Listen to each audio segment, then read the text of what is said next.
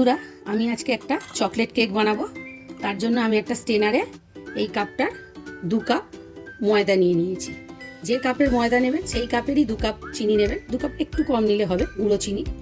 আর এর মধ্যে দিয়ে দেবো, আমি চিনিটা এখন দেবো না, চিনিটা পরে দেবো। এর মধ্যে প্রথম ময়দা নিয়ে নিলাম 2 কাপ, তারপর 4 চামচ কোকো পাউডার নিয়ে নেবো, 1 প্যাকেট এবং গুঁড়ো দুধ। এই দুধটা অপশনাল, দিলে দেবেন, না দিলে না দেবেন। আমি এখানে 1/2 টিস্পুন বেকিং সোডা নিয়েছি আর 2 টিস্পুন আমি এখানে বেকিং পাউডার নিয়ে নেব। সোডার ডবল আমি পাউডার নিয়ে নিলাম।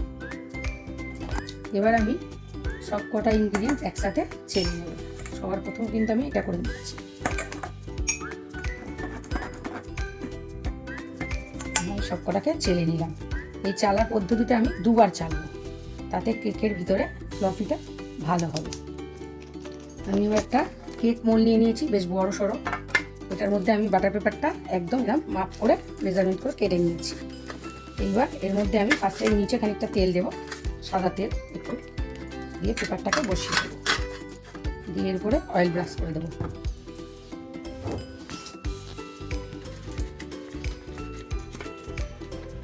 এবারে আমি একটা মিক্সিং বলে এই কাপের 1 কাপ দুধ নিয়ে নিয়েছি। এই কাপটার 1 কাপ দুধ নিয়ে নিয়েছি।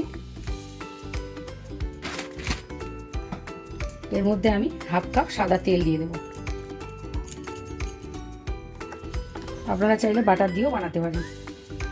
কাপটার মধ্যে আমি 1/2 কাপ সাদা তেল দিয়ে দিলাম।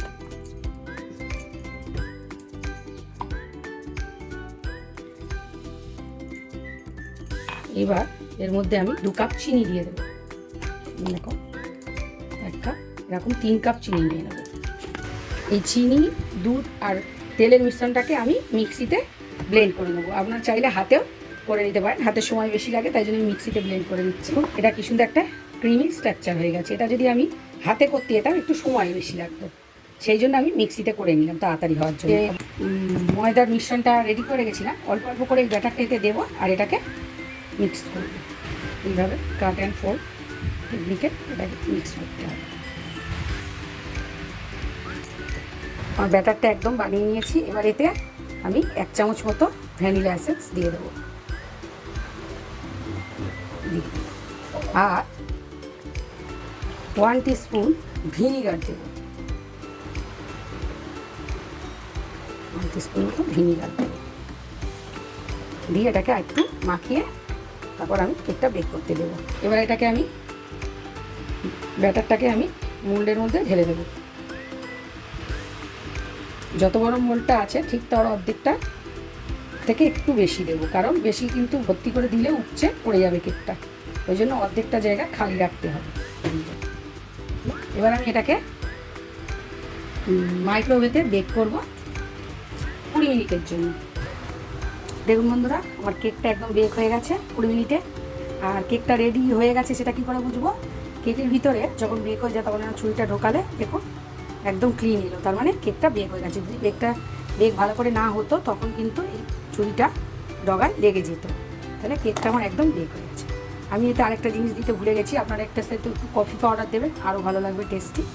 আর মেজারমেন্টটা যে কাপে আপনি ময়দা নেবেন ঠিক সেই কাপেরই 1 কাপ হিসাব করে সব কিছু 1 কাপ করে দেবেন। চিনিটাও দেবেন এবং দুধটা একটু অল্প দেবেন, দেখে দেখে দেবেন যে ব্যাটারটা একটু লো কনসিস্টেন্সিতে হলে তাহলে সেই রকম ব্যাটারটা অনুযায়ী দুধটা দেবেন। তাহলে আর ভিনিগারটা দিলাম কেন? ভিনিগারটা দেওয়ার জন্য আমার কেকটা যে ফুলেছে এটা কিন্তু শেপে বসে যাবে না, কেকটা কিন্তু ফোলাই থাকবে, সুন্দর থাকবে। তো আমার এই কেকটা কেমন লাগলো আপনাদের রেসিপিটা, যদি ভালো লাগে একটু লাইক শেয়ার করবেন। আর কেকটা আমি চকলেট দিয়ে ডেকোরেশন করে আপনাদেরকে দেখাবো, চকলেট গানাশ দিয়ে। একটু উপর থেকে কেটে নেব, খুব শক্ত হয়নি, হালকা করে একটু। আমি এটার উপরে এবারে একটু সুগার সিরাপ লাগাবো। সুগার সিরাপটার সাথে আমি একটু কফি পাউডার মিশিয়ে নেব, তাতে কী হবে টেস্টটা কফির মতো একটা টেস্ট দেবে।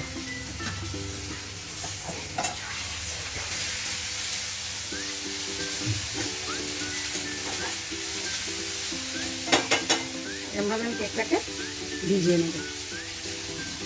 ডোনাট বানিয়ে রেখেছি, এটা আমি ডার্ক চকলেট আর একটু বাটার আর একটু ক্রিম দিয়ে বানিয়েছি। এইটা আমি এরপরে দিয়ে দেবো।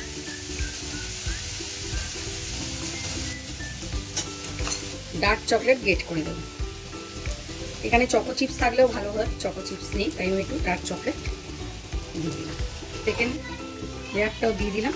ঠিক সেম পদ্ধতিতে আমি এরপরে আবার এই সুগার সিরাপটা লাগিয়ে দেবো।